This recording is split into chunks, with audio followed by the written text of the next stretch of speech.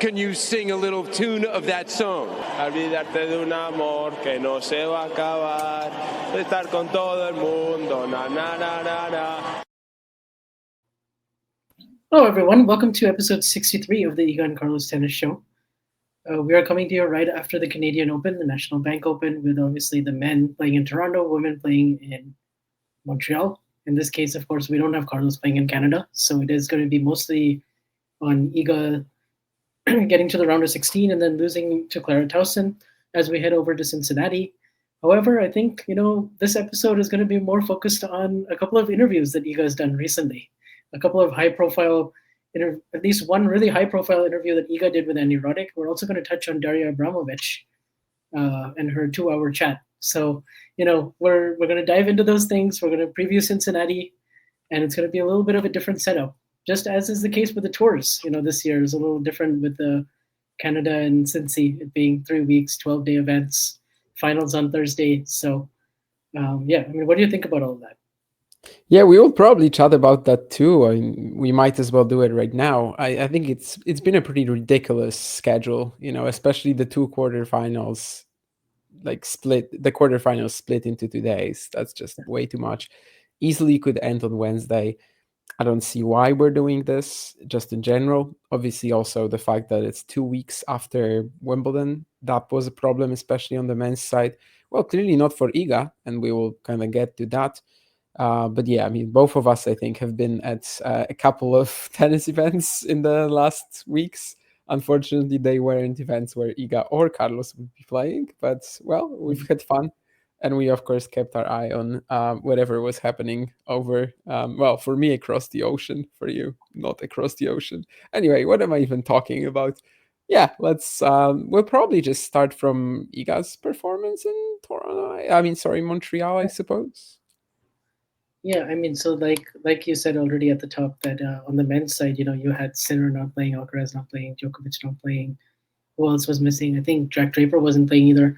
So 4 of the top 6 basically, and then on the women's side, it was more of the whole complete field except for Sabalenka. So you had Iga playing, but I don't think it was going to be like, wow, win this event or bust for Iga, just because she's coming off of the Wimbledon title. She definitely spent a lot more time enjoying it a bit more, and obviously, it would be nice to win Canada, but it's not like, a massive failure that she got in 3 matches and ended up losing to a really quality opponent in Clara Tauson in the 4th round, who admittedly played very well. So, we can talk about that. I don't know if you want to mention the couple of matches that she won, or you want to straight get into the Tauson loss first. Yeah, first of all, I totally agree. Obviously, it wasn't like that. It wasn't that she had to win this event or anything like that. I was expecting her to withdraw, after winning Wimbledon 2 weeks later in Montreal on another surface. It's for sure a very difficult schedule. But I think it kind of made sense. Like when you saw Iga, even in these first matches, I don't think there's much to talk about against Han Guo or Eva Liz, to be honest. But even when you saw her in these matches, like she just had a lot of fun on the court, off the court, and that was pretty clear. So if she's in a good mindset, in a good headspace, I think this was also mentioned during that Roddick interview that we will be talking about later. But basically, she also said something like, let's just, strike the iron when it's hot or whatever. She didn't use that particular phrase, but she said something like that. And that was very clear to me when I was watching that first match against Han Guo, that you can see that she's simply enjoying things right now. Why wouldn't she, right? She's just won Wimbledon. She's just done so much to her legacy, to all the doubters, to all the kind of let's say unpleasant media stuff that's been said about her team, and about everything that's been, not working right in her game for about a year. So yeah, I think when you actually saw her on the court or even in all these like off-court activities, I believe that it made sense to play the tournament. But yeah, I'm far from I'm not going to be criticizing the results pretty much no matter what it would have been. I saw this tweet from somebody, and I don't know if it was fully serious because I don't know the account. But basically it was like, what if Iga just won Wimbledon and now she will be back to flopping around? And this was after she lost to Tauson. I just think Clara is too good, and also the conditions, it's okay, sure, Iga can do well in them, but it's not her favorite. So to me, it was just like, yeah, this isn't the kind of loss where you would think she's flopping around or she's not delivering after Wimbledon. It just can't happen. Mm-hmm. Yeah, and obviously Clara is having a really good year. I mean, she won Auckland. I mean, didn't actually like win that final match, but I guess technically she did. Don't want to set, but ended up winning against Naomi, and then, but more impressively, she made the final in Dubai, I think, right? And then just came off of the fourth round in Wimbledon, and like she's at a career high, and she's had wins over Rybakina and Sabalenka this year. Sabalenka also similarly, coming off of the Australian Open final. It wasn't a title, but still kind of the same sort of stretch. So for me, like the first set was very competitive, and Iga managed to come back from an early break, and then she just really played a terrible tiebreak from what I watched. I mean, it was just kind of a little bit more similar to like Miami-ish version of Iga, where she was just very rushed on the forehand wing, and kind of Clara was able to kind of get a lot of those mistakes with just the speed of the court alone. It was probably a little too quick for Iga, just in terms of the profile. They're playing with really fast balls as well, so that only makes it more difficult to control the pace.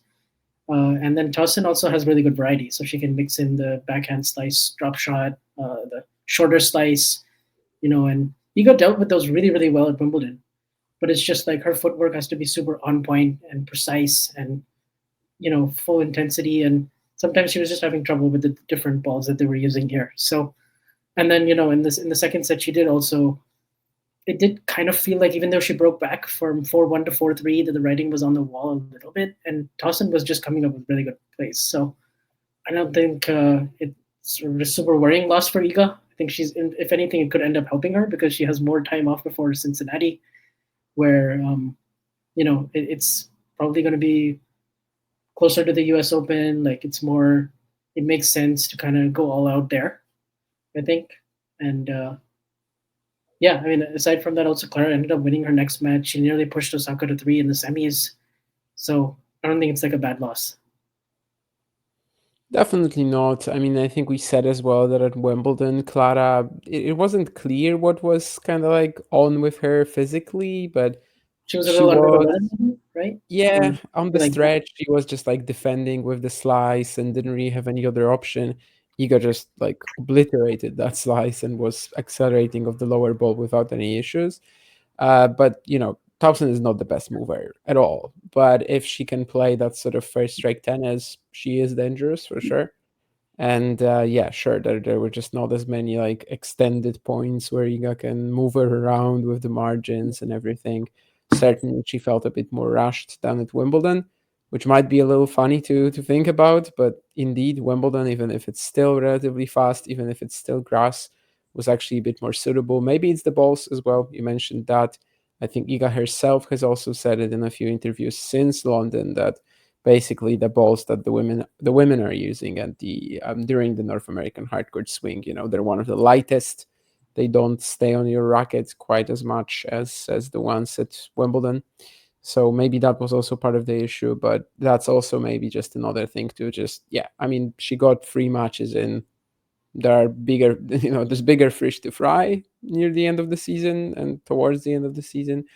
But at the same time, of course, winning Wimbledon gives you a lot of like freedom to potentially lose early in a few events, and it's not really a big deal. I don't think it's also going to be a loss that is going to like ruin her confidence or anything like that.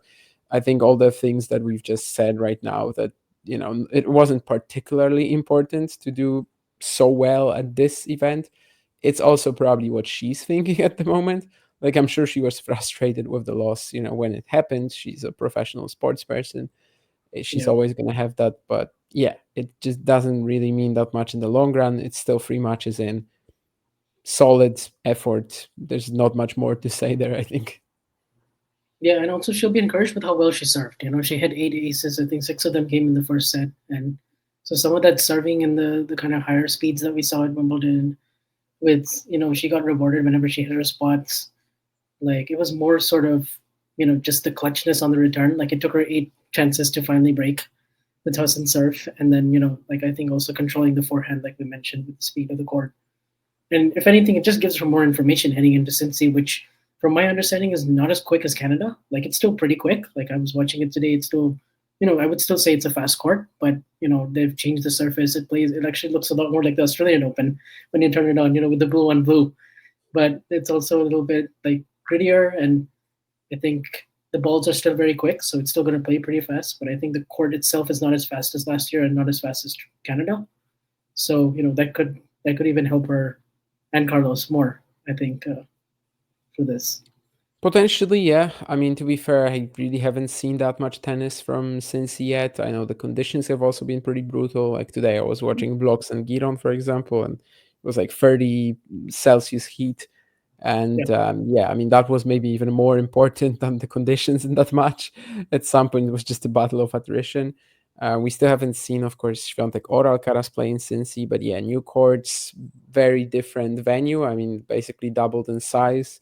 Cincinnati trying to keep up after a couple of years ago. They were kind of, there were some notes that it might be like pushed to some other American venue. I guess they're Mm. trying to counteract that. And yeah, I haven't really had the best options yet to, let's say, realize how the courts are playing. But indeed, it's a new surface, so we cannot really be totally sure how it's going to work out. But yeah, of course, Cincinnati has been an event that Iga is pretty successful in, despite the conditions in the past. Two semifinals back to back. I know maybe the match against Sabalenka last year, like it kind of felt like a procession from start to finish, but nonetheless, even in the conditions that were probably a little less suitable to her, she was beating most opponents. So I guess I wouldn't expect like, anything else. Potapova second round, we already know that. I think by the time you guys are listening to this, that match might be either like happening or about to happen. Hopefully, it's not going to be one of these where we talk about it and then 3 hours after the podcast is released, she just loses to Potapova. But of course, the only prior meeting in the pros that they had was a double bagel, 40 minutes. Still, I think the shortest match of Iga's career to date. She lost to, of course, Anastasia in the juniors at Roland She was Garros. like 15 at the time, right? Like just turned. Yeah, I think they were both 15. Yeah, I think they're both 2001 born or something like that. So, yeah, I mean, I think I still expect another solid result. Just like it's been all season, really. Yeah. In fact, funny enough, we were just talking about the conditions. I got a message from a journalist on site Hmm? who spoke to Ethan Quinn's coach, Brian Gables, and he says the balls make it very bouncy and decently quick, but it's not as fast as Toronto and not as fast as last year.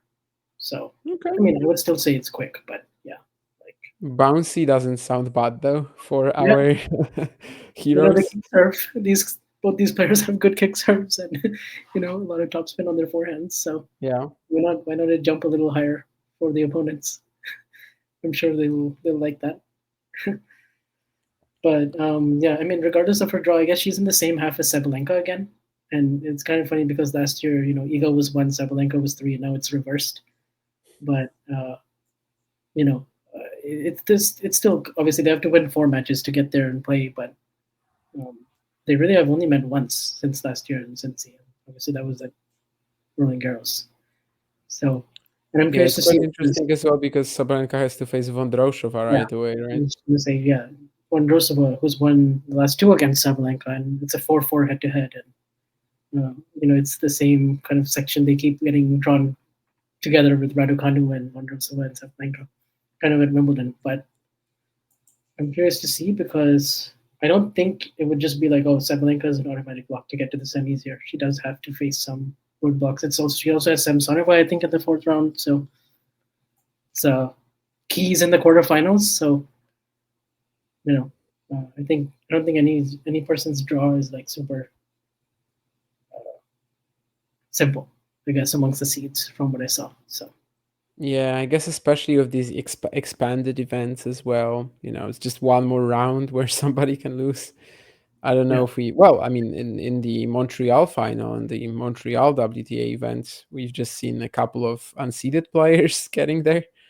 I don't right. know if it's like very likely that something like that will happen in Cincy. We probably get at least one seed. We probably will get like a more, big name final, even if Mboko Osaka is actually very much a big name final in many respects.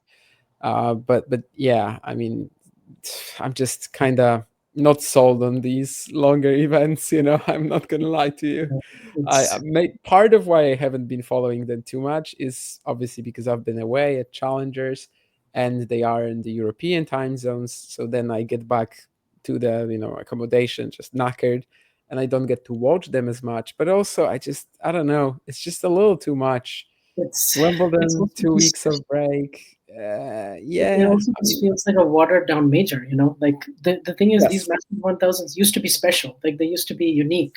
They used to feel like something big. I mean, some players would even say it was harder to win these than the slams because you'd have to play like 5 days in a row and you just have back to back to back to back like top quality lineups. For the fans, it was more exciting for sure.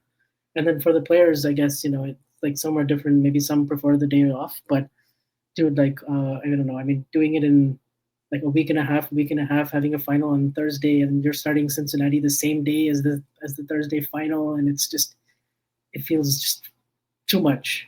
And then also, like Cincinnati final finishes on Monday, and then you have the mixed doubles event, you have the exhibition, like you have the I'm calling it an exhibition, but then you have U.S. Open qualies. Like some people are going to be playing Winston Salem. Like I mean, I don't think Taylor Fritz has taken a day off literally since the start of the grass court season. So it's like um, it's just a lot of tennis. I guess the players also have their 500 requirements that they have to meet. So a lot of them just played DC and they went deep at Wimbledon. So it's like less than a week off, really, between Wimbledon and the start of the North American swing. And I just think it's just way too much tennis. But yeah, we had some reports that Gaudenzi flew to Canada, right? Like discuss with the events, especially, of course, I'm talking about Toronto, but like why they didn't get the biggest stars.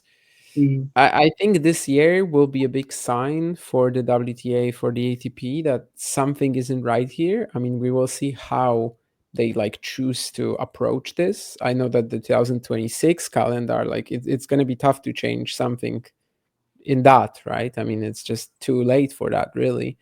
But what we've seen this year, yeah, it's probably going to tell them there should be a reaction to this. I don't know what this reaction will be, but if I'm saying it's just kind of too much tennis, then something is seriously wrong there.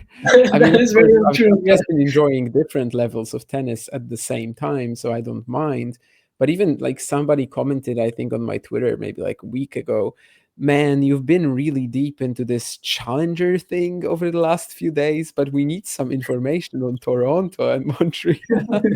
And I was just like, okay, first of all, if you're following me, I just tweet about challengers all the time. So what are you talking about?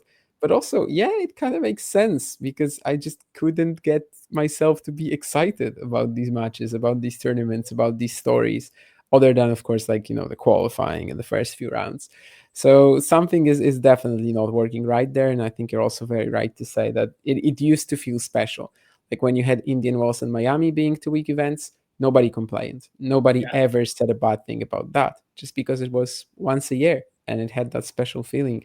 And right now, I think it's only going to elevate the status of these 1 week ATP WTA 1000s because they just feel a lot more exciting than this. And oh yeah, it's just like overblown, too much, too long, overextended. Cincinnati is starting, but again, I don't really feel the hype. Yeah. I agree with you because like you don't want like 14 majors, right? You want only four, and you want them to feel unique and special. Four is still a And, lot, by the way, right? I mean, which other and sport has like four massive tournaments a season, all of them yeah, being like same value? It's pretty rare.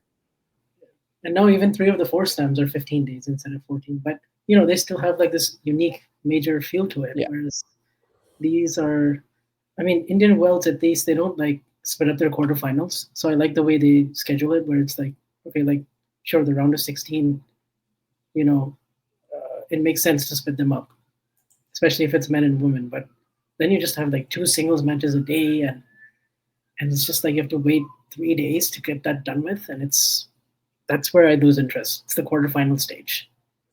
That's where I'm like, all right, like I don't feel excited about this. Even though some of the matches are like on paper, a couple of them would be good, but I just would be like, I really Yeah, I want think to. it was also alt night sessions from the Yeah. quarterfinals So, onwards, which is, it's fine, but like for European viewers, just not really a possibility if you have other work, which usually I don't. Usually I just, don't sleep at night and watch tennis, but I kind of do these 2 weeks. So yeah, I've missed a lot of night session tennis there. yeah. And yeah, it just doesn't really make much sense, I think, for almost anybody. But it's more days at the event, it's more revenue. It Yeah. has some benefits, I suppose. But yeah, for now, I mean, it just kind of clear that this experiment is not really enjoyed by the public, and we'll see what the governing bodies do about it. Yeah, we'll see. I mean, I just think it'll be really hard to reverse it now and try to go to 1 week events just because of It will take a while. Like they my can't do it for 26. They maybe even can't do it for 27, right? We don't know how long these like contracts are they have. So it takes a while to implement these changes or like even to reverse them. one thing I would say is also it's kind of worse when it's non-combined events, and then it's Yes. just kind of dragged on and on and on. Like if you have like this Canada event, for example, in the men's, where they're not playing in the same venue, or like Shanghai or like Beijing for the women, it feels the same way. Like it's just a watered down, extended version of what we used to get, and it's not ideal. Although Beijing, you do have like the ATP 500 kind of clashing in Yeah, with the I was gonna ask, was 1000. Beijing two No. weeks? But I think Beijing was 2 weeks and then Wuhan was 1 week. So Oh, like okay. right now at this point, I think fans would love Wuhan and Paris Masters and Monte Carlo because Yes. Monte Carlo now feels like the best slam. But Now they have that special feeling, right? Because yeah, previously it was okay, so 7 ATP 1000s or like however many WTA 1000s are 1 week, and they were like, okay, yeah, fine events, sure. Now they are the special ones. right. I guess on the WT you also have the 1 week, like you have Dubai and Doha, but you know, I don't know. Some people maybe And they were that fun also, this year. Like but I enjoyed both a yeah, lot. Of course, maybe the time zones are also playing a part in me watching them more, but nonetheless, I um, did enjoy both of I've them. heard some people say like I mean they just don't pay attention until the seeds come in for the 1000s, because like for instance like today and tomorrow, like or I guess not tomorrow, yesterday and today, in That is Cincinnati, also an issue, yeah. I mean, even as like a that's been a some challenger nice. fan, a fan of basically any tennis, I sometimes look at these schedules and I'm like, yeah, there's like one or two matches I want to watch, but Yeah. nothing really. Then again, the second round tends to be really, Yes. really strong when these guys, the winners of these matches, play the seeds. Yeah, I mean, I'm fine with this. Again, I watch so much tennis from not the I do main feel tour like where the I'm getting second real round to the carried up. fourth round is where you hit the sweet spot in these, and then after that, it's kind of like you Yeah. lose a little interest. It's like you lose interest in the beginning, you lose interest by the time the quarterfinals come around, and then semis or finals. It just depends, but it's just so stretched out at that point, and then you know that there's going to be another one of them coming up. And definitely you're right about the combined events. That they kind of make it work. Whereas the non-combined, it just feels very weird. And especially this week, a lot was just happening at the same time in Montreal and Toronto. So it's not like you were really Mm, able to follow both. yeah, following Um, both is a big challenge. But but yeah, I mean, what else we could, what else could we really say about that? Clearly, we don't really like the idea. But yeah, for the players, I mean, Iga and Carlos will just be coming into Cincinnati now. Carlos, of course, well rested. I think Iga is perfectly fine too. Not going that deep in Canada. yeah. I mean, just since you mentioned Carlos, obviously he's playing, 2 or 3 weeks off after Wimbledon. He definitely needed that break with the stretch that he had from basically Miami to end of Wimbledon, winning 24 matches in a row, and you know like going deep in basically every event. What are your expectations for him in Cincinnati? Because he's gone deep. He was 1 point away from winning it 2 years ago. Even 3 years ago, it was a fine result. Last year obviously was one to forget after the Olympics. Uh, this has been, I guess you could say, like the heartbreak masters for him in his short career so far. But I guess what are the expectations? Like just try to get to the final and then see what happens. Hmm. Yeah, I mean, I guess you can call it that heartbreak event indeed. I mean, last year was, of course, pretty brutal too, with the probably the biggest frustration he's ever expressed on the tour in a Yeah. match. So yeah, I mean, I don't think I'm exactly like super focused on this event. Probably whatever happens, as long as he gets a few matches in, then goes to the US Open, like it's going to be fine prep for New York. Certainly there's a lot of like questions because last time he played on hard courts didn't really end too well. The fan loss in Miami. But since then, I mean, I'm assuming he's gathered so much confidence and kind of maybe even more intel on how he should play, and kind of, yeah, just should be able to adjust better than he did when he was mentally still a bit lost at the beginning of the season. Yeah. I mean, I would be pretty surprised if he loses to like Bellucci or Jumhur, or maybe even in the third round. But going forwards, it's going to be a few difficult opponents for sure. Like, let's imagine Menching gets to the fourth round. I think if the conditions are still pretty quick, that could be an issue. I think I mean, we've said before that basically the range of opponents that Carlos can lose to and the range of opponents that Yannick can lose to, it's a very different thing. So I'm expecting Yannick to go like really deep, whereas for Carlos, there's always a few more obstacles along the way. But yeah, sure. I mean, he's one of the tournament favorites. Not really going to be like the main guy at any hardcore event. I don't think, unless he starts just dominating them like he did on clay or even grass. But yeah, I mean, he's certainly still far and above ahead of anybody but Sinner right now on the tour. We haven't really seen anyone like establishing, that themselves into like that third spot.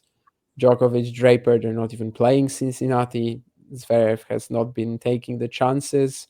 Shelton, of course, just won Canada and deserves a great shout out, but his matches against Alcaraz and Sinner have not been too fruitful for him. So clearly there's still like a very legit tier one of Alcaraz and Sinner, and after that there's still a gap. Yeah, and you mentioned Shelton right away. I guess we should also say the winners of all the big events this year have been all players born in the 2000s, except for Casper Ruud who won Madrid. But like you have Menchik and Draper and Shelton now with a Masters title.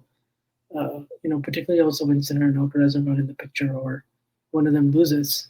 It's been interesting to see that it hasn't been like Zverev or Fritz or any of the 90s players sort of being the ones, because now you have all this 2000s talent. And I guess Shelton, there were people on both sides, right? There were like people who were like, oh yeah, he's definitely going to win a slam in the future, and there were arguments for it. But then there were also arguments if you said like, no, he hasn't quite doesn't quite feel like a 7 to 8 player in the world right now. And like, he took advantage of softer draws and majors, and like look at what Sinner did to him in Wimbledon, or like, or like you mentioned, like the matches he's played against them haven't been super competitive.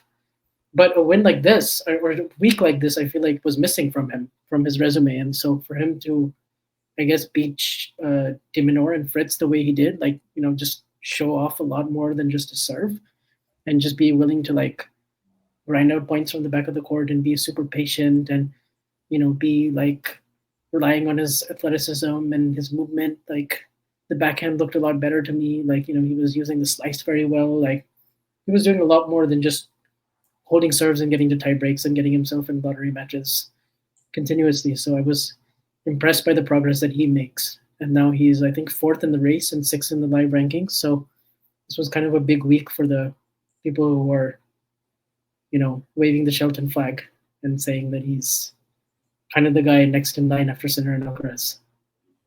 Yeah, basically a lock for the ATP finals, I would assume.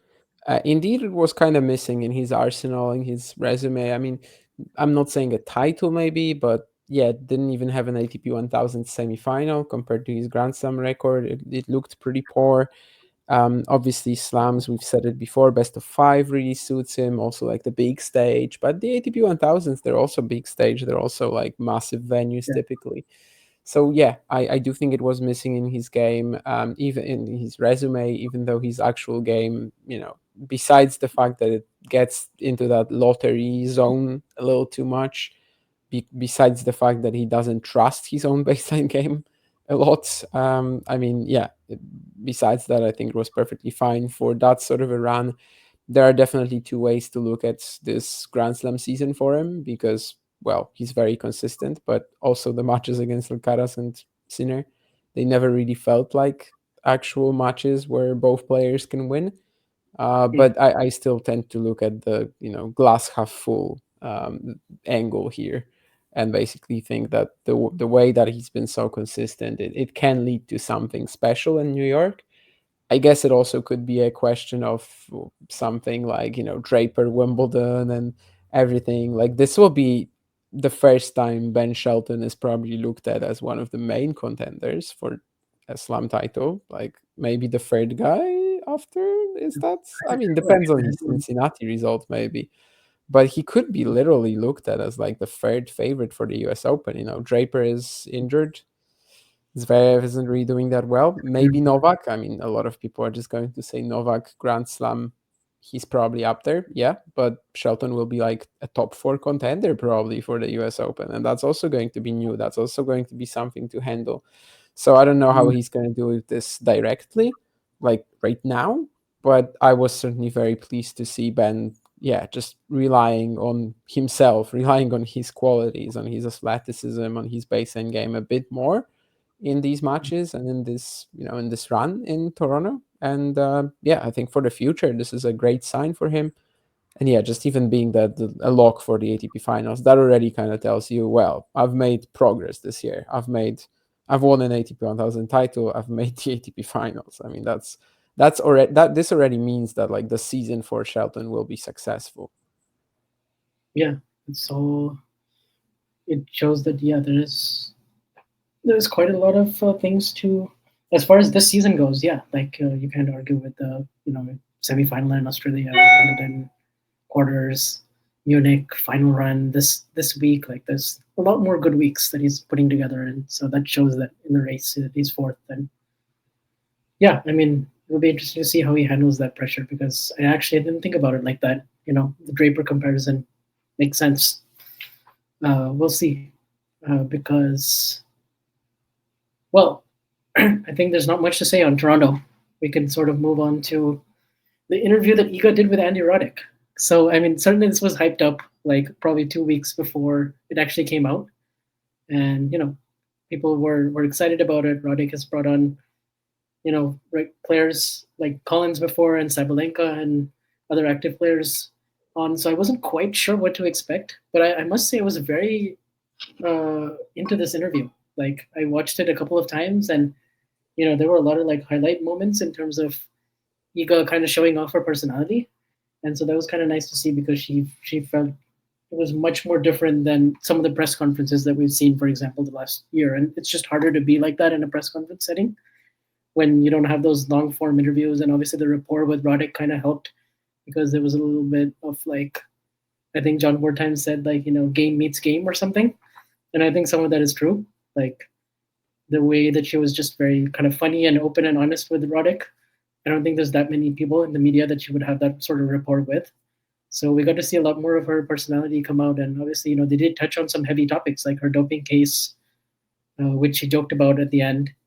And obviously, what worked so well at Wimbledon. And it was just a fun watch. Yeah, I mean, well, the way that Roddick handled it, he was kind of like a fanboy sometimes, which I didn't know how to feel about that. Like sometimes he would just say, "Oh, Iga, the entire tennis community is so pleased to see you winning Wimbledon," or something like that, or like, "Iga, I've been a fan of yours since whenever I can remember," Yeah. and it's like I was thinking, is I've that seen is him that do fine? that to a lot of other players, though. I will say it's Yeah, not. I was just thinking, okay, Roddick is not exactly the type of journalist that like me or you are. Like if we Yeah, were doing an Iga interview, we couldn't say that. I mean, we wouldn't want it, but like we also couldn't.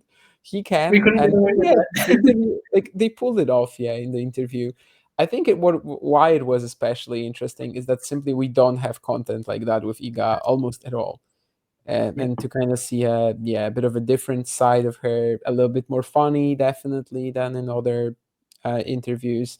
Still, as you said, the heavy topics were included. I was actually thinking, because at the end I think she said something like, well, this was supposed to be a pleasant interview, and this is, we spent 15 minutes talking about my doping case. And Yes. obviously it was a joke, but I was just thinking, whether there was some sort of like little note in it, basically, that was like, I mean, he wasn't necessarily thrilled about that. But yeah, lots of interesting stuff as well about how the entire season has gone with the Wim partnership, especially, and kind of, the mental aspects of that, and how she wanted to win something for him. I think Mm, that was especially interesting, that what we were kind of thinking as well, that the guy is coaching her, and it's probably not really his fault what's happening right now. And yeah. she had the same feeling, like she knew that they were heading somewhere, but at the same time, well, he's coached so many number ones, he's coached so many Grand Slam champions, why aren't I winning, right? And Yeah. then there's a lot of, also, I think, good info about kind of building the initial rapport, because when you think about it, when they were starting to play, I mean, to train together, they didn't even know when Iga would be back from her suspension, right?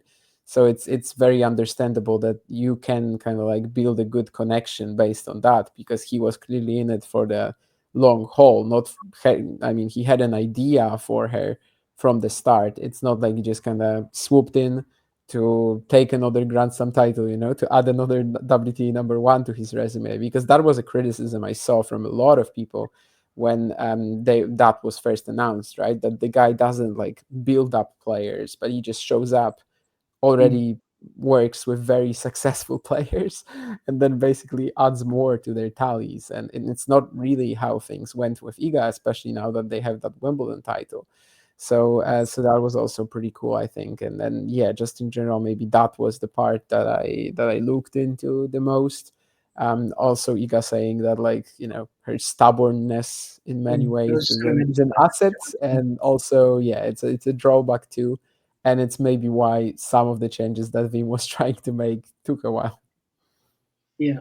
She said that herself, that sometimes I can be very stubborn and impatient and stuff, and a perfectionist at the same time. And yeah, I thought it was also interesting how Wim had ideas for her all along about what to do on the grass season, and that there was just total buy-in from her right from day one, and she felt really good in the first practices that she had on grass as well, and she felt like she could control the balls there, and she could, she mentioned the balls quite a lot, and she also said in the interview that she's not sure if she'll be able to carry that same level of aggression and intention in the hard courts because the balls are different.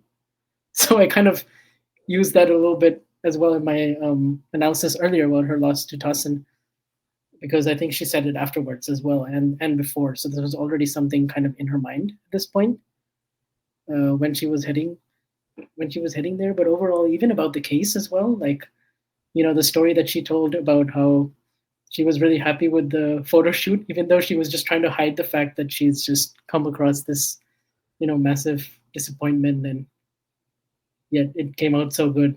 And so that part was also funny. And there were some moments as well where she really made Andy laugh. Um, I think there was also one more that I'm sort of forgetting right now, but it came in the very beginning where they were talking about, oh yeah, they were talking about the strawberry pasta. And Ego was like, you've never lived a day in your life or something if you haven't tried this. But overall, it was just it was a mixture of like lighthearted, serious. Um, at the same time, she was intentional with what she was saying as well, but it wasn't like a super PR heavy interview where you didn't get to see like the lighter side of her. So I enjoyed the mix that it had to offer, and I enjoyed the way sort of Andy was conducting it, and then didn't feel like it was what 45 minutes long, but there was a decent amount of information that you maybe either learned that you didn't know before, or you just got some more color on. So I liked Yeah, I it. think with the way that we follow the careers of a lot of top players, but especially Alcaraz and Swiatek so closely, that I kind of felt like with the Alcaraz documentary, where all of this we basically talked about on the show before. A lot of this stuff we were able to just, well, we didn't really know it, but we just educated guessed it based on the game based on how, what we watched, but also even based on some other quotes, some other interviews, press conferences with her. But if the packaging is nice enough and it's kind of all in one place, I think it Mm. definitely can be a good product. And yeah, I think if there are some people, and I definitely see these voices as well on the internet, who are saying that like Iga is very PR heavy and she never really says anything, that's kind of like outlandish in a press conference, and it's always very like pleasant, very nice, but nothing too interesting. I hope they watch this interview and Mm. or listen to it, and I wonder if their opinion changed at all, because Yeah. certainly the funnier, the more like humorous side of her character was shown there. In the other interview that we will mention, I think Daria also spoke a lot about Iga being like very well versed in sarcasm, irony. Mm. I don't know if we really got that in the Roddick interview, but that was also kind of interesting to me, because it's another side of her that, well, apparently is very important, and kind of especially with Maya Kvaniska, apparently they just like go at each other like that, but we don't really see it in public. So it was nice to get like at least a little taste of it, even if it probably wasn't what they get behind closed doors. Yeah. Um, it was funny how like when she said to Andy, like you talked about my case, you said it was going to be fun, but then you talked about my Yeah. case for 15 minutes. And Roddick is like, just to be clear, I asked a question and you talked about your case for 15 minutes. And then I think he went on to explain like how, we don't get so many of these long form interviews, and, it's hard to get that in a press conference setting. So, uh, thank you for being like so open and honest about it, even though it's the last thing you wanted to talk about after winning Wimbledon probably. But um, I think these type of interviews are probably going to become more and more common and more popular in the next few years, and I enjoy it more because you don't have room for follow ups and press conferences either. Like you have 10 minutes, and you have maybe 6 or 7 journalists. If you're very lucky, you get to ask a question, and then like no follow up if the player says something interesting. So I think it's rare to get content like this, and I think the rarity is actually what made it so good. Like I was like, wow, I want to see more of this. I mean, even that we're talking about this, we're just kind Yeah. of giving it the attention as if it's one of the main things that has happened recently about Iga, and it kind of has. I mean, we don't really get this content. We got it because she won Wimbledon. Like if she loses in the third or fourth round, there's probably no interview like that. Which Mm. I understand. It would be kind of insane. Like let's say she loses to Daniel Collins in Rome, and then she goes to do the Roddick interview. It would be kind of weird. So it makes total sense that this is how it's organized. This is how it's happening. Somebody does something exceptional, and that's when they get this sort of treatment.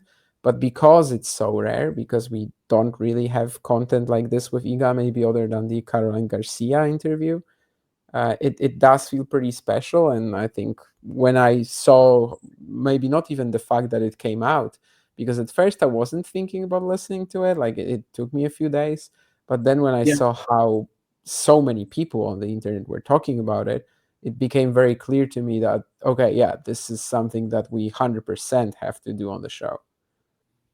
Yeah. And also, it was interesting to see her. I mean, one other thing that I took away from it is that loss in Rome to Danielle Collins and the time that she had between then and RG, it kind of was crucial for the transformation that we then saw that led up to her winning Wimbledon. Whereas I think some people thought that, but I don't think that was like widely what people were saying after she won.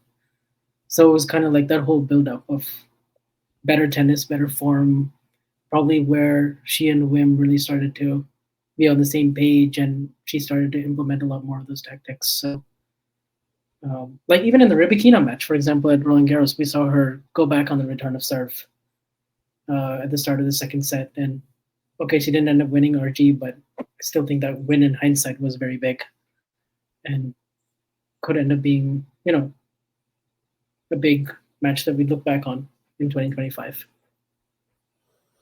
Yeah, I mean, I that was also covered in that other interview that we're sort of talking about already, but they do intertwine. So basically, there was also a Polish 2 hour interview with Daria Mm. Abramowicz, the sports psychologist of Iga Swiatek, who also, like, there was a lot of talk about who she actually is on the team, and she said it's like not exactly, what people think really anymore, at least. That the partnership, that the work is far beyond the traditional aspects of it, which we know.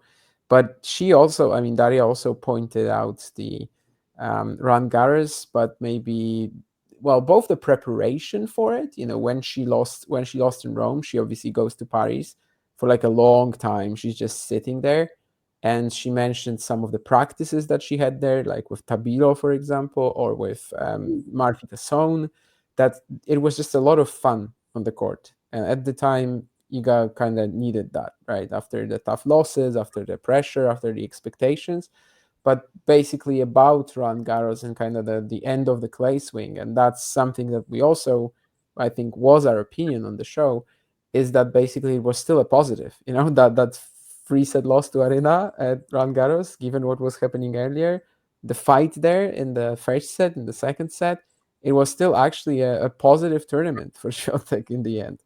And Yeah. that's kind of when the big turnaround, especially on a mental level, which of course is what Daria talked about, that's when it originated. Yeah, it's so true. There's overlap there in terms of the importance of that Roland Garros stretch as being crucial. But the other thing that I was just so struck by is also like in tennis, like when you're a top player and you just have a sort of, what is that called? Like, when you like, or you hit a rock bottom moment, I guess you could phrase it like that. And then like the expectations are just sort of off your shoulders. But then you actually have 2 or 3 weeks where you can focus on getting back to the basics and enjoying the game more. You tend to see better players have better results, right? Like you saw it here with Iga, and you saw it like you've seen it with other players like Coco when she lost in the first round of Wimbledon in 2023, and then all of a sudden after that, like most people weren't saying that she was going to have the summer that she did. But then she ends up winning DC and Cincinnati and US Open, and sometimes it's not always dominating everything, but it's sort of building towards a really big peak in your career. And I guess we saw that with Iga here. Uh, but then obviously after that, then expectations increase again, and then it's sort of like you have to be just as good as being the chaser as you are, the one that's trying to be hunted. Um, so Yeah, I that's think always that's going to something be. we got touched a lot on as well, right? About the Sabalenka number one thing, where she says that basically when she lost it, it kind of Yeah. relieved her of the pressure. Well, maybe not momentarily, but it led to her eventually kind of just like, yeah, being okay with it, being Mhm. fine, being the number two or even number three. I mean, it's really just a number in the end. Yeah, and she did also say that she felt like she should be like the number one was taken away from her because of the Yeah. doping uh, case and her having to miss the tournaments in the fall. That she still sort of felt like, why am I not number one? Why is it sort of not happening? And even though she played great in Australia, after that it was interesting to kind of hear her talk through the some of the struggles that she was having. That maybe. And then when you see her, so you see sort of everything that took place. Like it makes sense. It gives it that extra layer of context now that you know um, is more open to the public. So I sort of had mostly positive takeaways with that interview, and I guess more of these long form interviews are probably going to happen in the future, and that can only be good. Um, I'm trying to think if Yeah. there's really takeaways, but those were the main ones I had. Yeah, I listened to it like a week ago right now, so some of the memories are, getting a bit blurry for sure, Yeah, but yeah, I mean, we had a lot of fun doing that. That was like a one run episode. The one with Abramovich. Oh, it took me a while. It was like 2 or 3 days. By the way, if yeah, anybody who's not Polish wants to listen to that, there's also English subs. It's probably mm, gonna be a bit tougher for you guys because, well, you have to do it in video form. Then I could just do it, on a run, and it was fine. But yeah, it was also relatively interesting. I mean, it's still, it's not Iga Swiatek, so I guess I'm already slightly less interested. But certainly Daria is a person who's been like brought up to, let's say, the spotlight by the media and by the especially the fans criticizing her work, right? So I know there will be also, and there is some criticism as well, that when Iga isn't doing well, she's not appearing in these interviews. And now she won Wimbledon, and now she's showing up. But it's kind of like what I said earlier about Iga. Like yeah, it wouldn't make sense if Daria did a 2 hour interview after Iga lost to Collins in Rome. You know, it's just not. It's not gonna work like that. She can only really like come by after some time, and yeah, give us some more light on what's been happening. I think one of the things that I found the most interesting was like how much she focused on language barrier as well, because it was Iga's first time working with a foreign coach. And you Yeah. think, she knows English, right? I mean, Vim knows English. Like, what's the problem? But I think especially in terms of just the subcontexts and everything, especially for somebody who focuses on like the communication within the team as one of the main things, like Daria does. It apparently took a while as well for Iga to maybe start internalizing the advice from Vim a bit better, and they're kind of like making sure. I mean, Daria is that she gets everything. Like basically, from what she described, it was like she was almost quizzing Iga sometimes. Like Vim would tell her something, and she would ask like, "What was the advice? Like, what was the soul? Let's say, what was the gist of it, more or less?" Because yeah, they just didn't know if she would be taking it in. I was a bit surprised that she focused on it this much, but maybe it's just something that I didn't really understand from Mm. the couch potato perspective. So perhaps it is really an important thing. And I think at the beginning of the season we also said that, well, a player internalizing the advice of a coach is also like part of it. Like if a coach can't get through to a player, it's also his fault sometimes. But at the same time, like it's not really like the only thing you can base the coach's work on.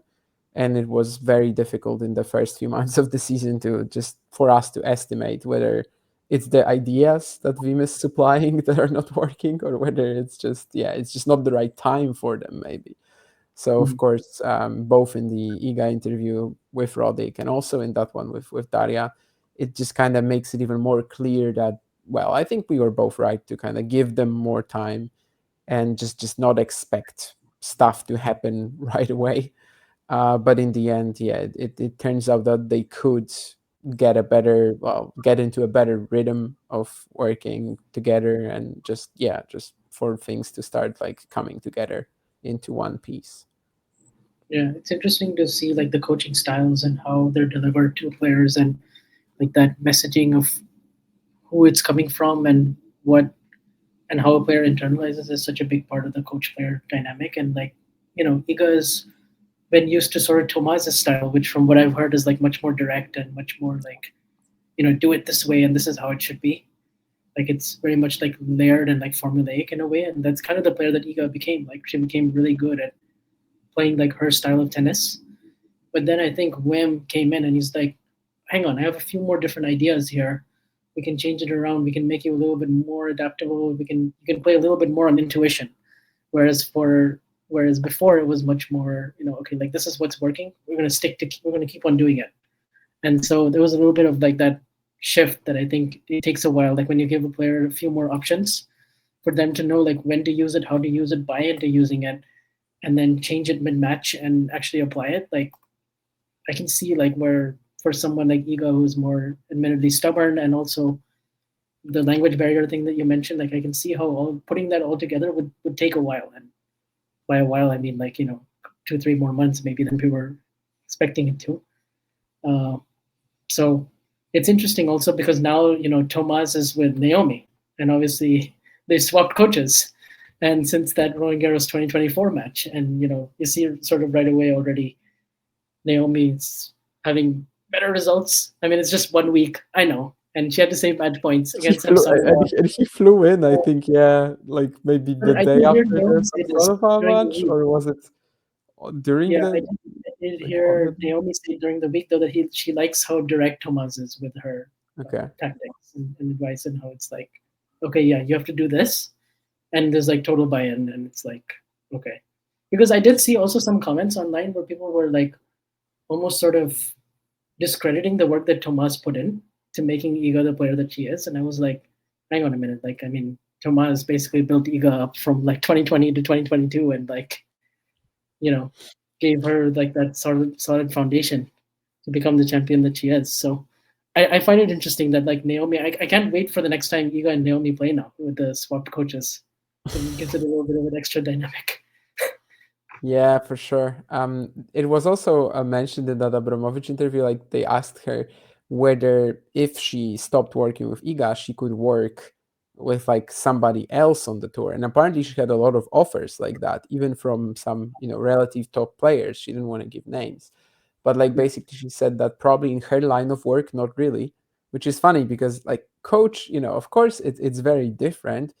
But it's also kind of tricky, right? If they're gonna be facing against each other right now, like they're gonna know a lot of stuff about themselves. Like obviously Yeah, Tomasz Wiktorowski will give Osaka amazing intel on Iga, and Vincent will give Iga amazing intel on Naomi. So yeah, I understand that it's going to be a pretty tricky, like unique situation in some respects.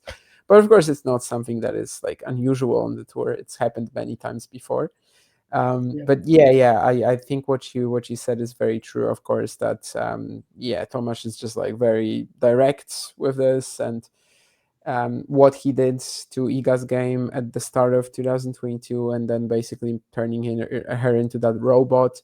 The changes that Iga eventually made, like clearly she wanted them, because if she yes, didn't, she would just like stick with that, and she probably would be winning Roland Garros every year, yeah, and it's fine. Like that was also a potential avenue for her career. So even if for a while she was struggling to handle the changes that she implemented when she switched coaches, and she also said, I think it was her, or maybe it was Daria.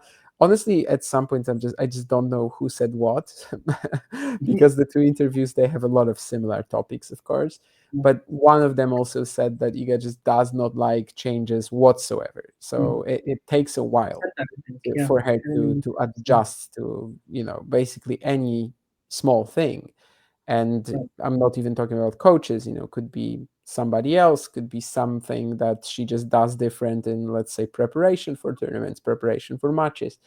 And clearly the fact that she made such a huge change despite despite the results being pretty good still at the time in 2024, that clearly shows that she was willing to do it. Just took her a while to maybe fully commit. yeah. Um, that, the similarities, or I mean, I was going to mention, the Tomas and the coaching swap there between Tomas and Wim. It's it's very common. Like you see this happen a lot, like the coaching carousel, where the coaches need a job, and if you just hop from one Grand Slam champion to the other, and you stick around. But uh, I think it'll be interesting to see how it evolves and where the ideas that they both have kind of take off from here, and how it continues, because she is. I think I was going to mention she is number 2 in the race right now, right, Iga? Yeah. Number 3 in the world, but 2 in the race, and that didn't seem very likely that it was going to happen. 7 or 8 weeks ago. So that now we're coming into this part of the season, and there's more unknown, but at the same time, you're probably going to get Iga enjoying herself a little bit more, and at the same time, she's such a perfectionist. She's going to put pressure on herself. There will inevitably be pressure on her, but it's going to be interesting to see how she manages that, and we see any more kind of developments in her game or demeanor on court. Yeah, I mean, I'm just talking about a random thing here because I just thought of that. And again, I probably should have made some notes but it was tough to do it while listening to it on a run, you know. Yeah. However, what I wanted to say is that if some people are interested in the high five incident from one of the Middle East events, right, when Iga didn't give it to him, well, I mean, Daria just said that it was fixed about an hour later. It, you know, it definitely didn't look great on camera, but it's just one of the things that at the start of their working relationship, some of the communication, well, basically they just needed to get more in tune with each other. And apparently, Iga just didn't want an interaction like that at the time. Mm. I still think she could have handled it a bit differently, for sure. That might But be some of the yeah, differences that you're talking about in terms of the way they could be. are talked about, because it's like, high five, you did well. It's okay. Be easy on yourself. And at that point, she's probably like wanting to throw things, because she just lost. Yeah, so it's just things they had to like get to know about each other and eventually, yeah, just be more in tune with each other regarding reactions post match in this case, but probably a lot more other things as well. But yeah, according to Daria, it was like fixed about an hour later, just basically right after the situation. She is talking to Iga and she's saying, well, I mean, Vim was trying to just, well, give you some sort of comfort, right? And you cannot be like that to him. And then, yeah, they just talk about, well, a solution. So it seemed like a pretty healthy thing Yeah. eventually. I think the guys who are doing the interview with Daria, one of them is actually also at the event that I'm at this week, and we've talked about it a lot. But he basically they were kind of downplaying the incident, as in like for them it was not too important. I think with the way that it was framed with the cameras and everything, and also where Iga was headed at the time, like the frustration on the court and the results not getting any better, I understand why it made such big headlines, which is also why I, well, decided to kind of like mention it right now.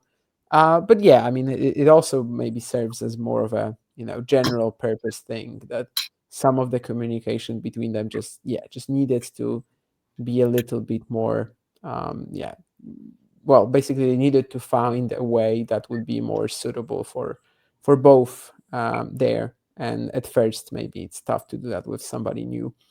There was also an interesting part, I suppose, where they were talking about Daria being a little too much in the spotlight, maybe, which well, she agreed and she said that she would like to be not criticized and not discussed as much by the media, but it's just what comes with this particular job. With this particular job, there was also that suggestion that like she might be, I don't know, sitting 3 or 4 rows, not next to the coaches, and that could take her out of the spotlight a bit. But to that, I think she gave a pretty interesting response as well. That, well, I mean, I'm just working for the player, right?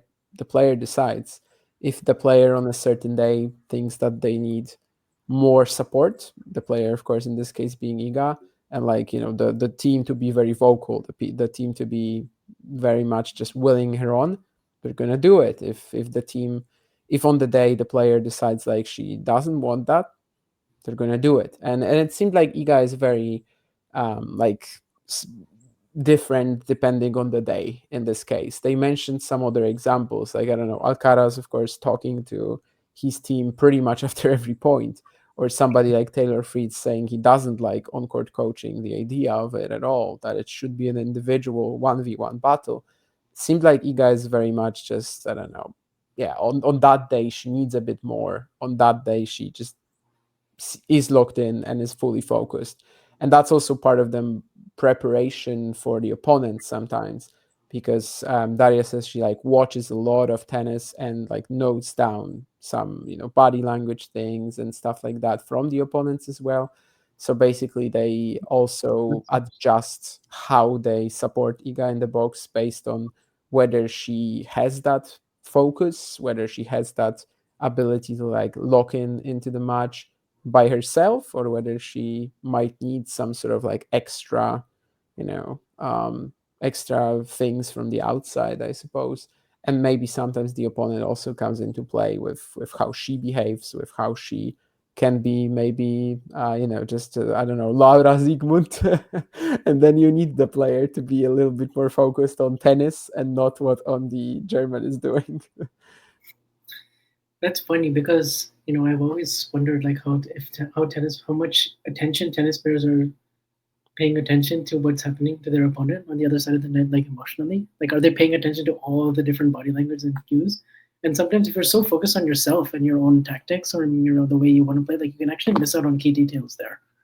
So it's interesting that Daria is kind of observing that and taking notes while their matches are going on, of like specifically what the opponent is doing, and Yeah, I think maybe her job is to kind of give Iga the rundown of it, right? And yeah, like for Iga not to have to worry about it, which makes sense. yeah. Especially if you're playing a player who's like so up and down in their emotions. Um, yeah, I mean, some people are just like, I don't even pay attention. I don't even look what's happening on the other side of the net. And then you have players like Djokovic, for example, who are like, no, I pay attention to every little thing, and I'm taking that in, and like that's part of what I use against them. So I think it's different. And also, you're right about like the day to day. Like maybe some days you would want more, some days you would want less. Some days you're just naturally more locked in. Some days you're a bit out of it, and you're just probably tired and burned out and don't want to play anymore.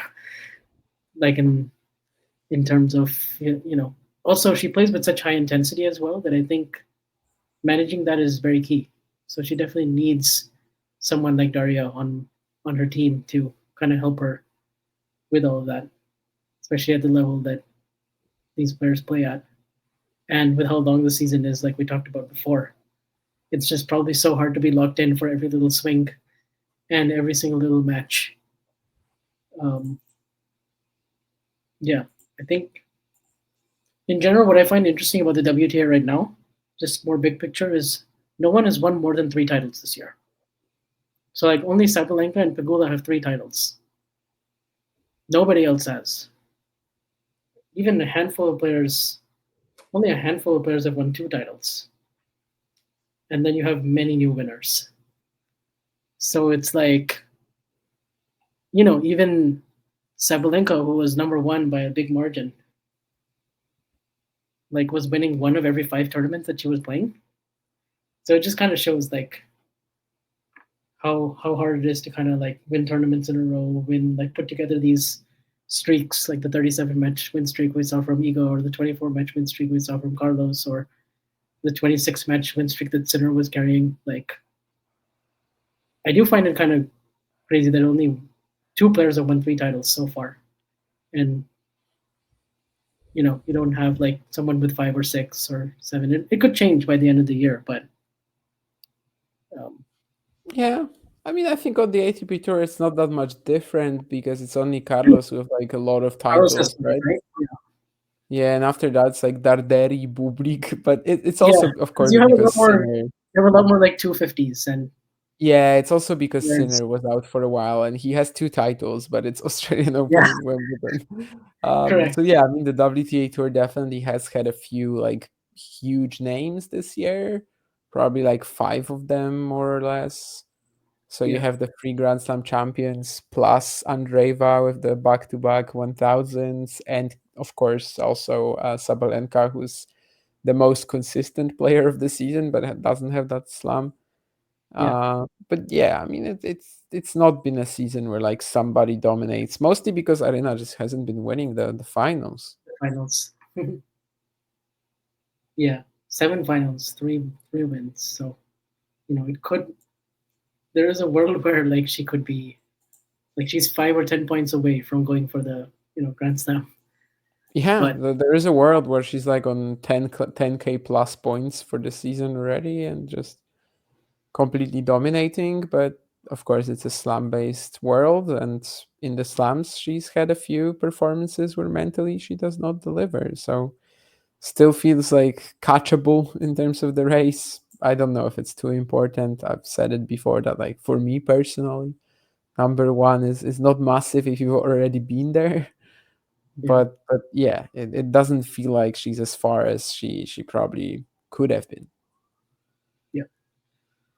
All right. Well, I thought this was going to be a shorter episode, but there was just so many good, sort of bigger picture points to talk about, and obviously there was a lot of interesting things in the two interviews, a lot of overlap in them, and it was good to do this after first one since Wimbledon. And I guess we also have them playing mixed doubles, which is the week after Cincinnati. We'll see if they even play that. Do you think they'll both play it? Yeah, I think they will. I mean, I Um, don't really see how they let's see. wouldn't. They're both in the final on Monday or something. Oh yeah, actually, yeah, Cincinnati final on Monday. I guess that's the only way. Cincinnati to New York, okay, it's not that far. Yeah, I mean Cincinnati Monday final, that could be an issue. The players who make the final in Cincy, they might not play New York. But the money is massive, of course, at the mixed doubles exhibition. Whether we enjoy the sheer idea of it or not. I mean, I don't mind the idea. I just don't like calling it a grand slam, to be honest. But in terms of the idea, I mean, I don't hate that. So I think, yeah, 90% of the entry list will show up. But the finalists from CNC could be a bit difficult. I think the first day of the mixed doubles on Tuesday is also afternoon session and evening session. So that could make it a bit more tricky. And then I think it's only evening on Wednesday. I think I read that it's the first round and the quarters on the first day, and then the semis and the final on the next. I feel like the format is just going to make it a total crapshoot. Games to 4 and no ad.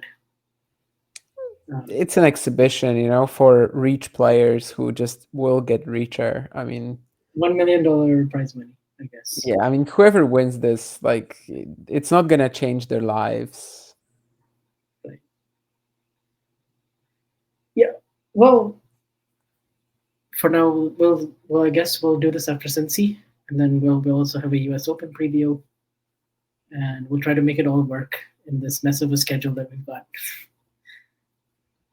Yeah, I think with the schedule, it's probably going to be after Cincy, and then the mixed doubles, if they play, it will be covered in the US Open preview episode. Yeah. Well, this was fun, and hopefully you guys enjoyed this one.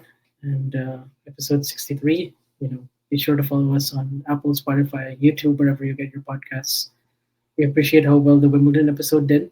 So, keep that going, I guess. And you know where to follow us on Twitter at Iga Carlos Tennis. You know where to find us individually. And so we'll be back with more after Cincinnati. Thank you.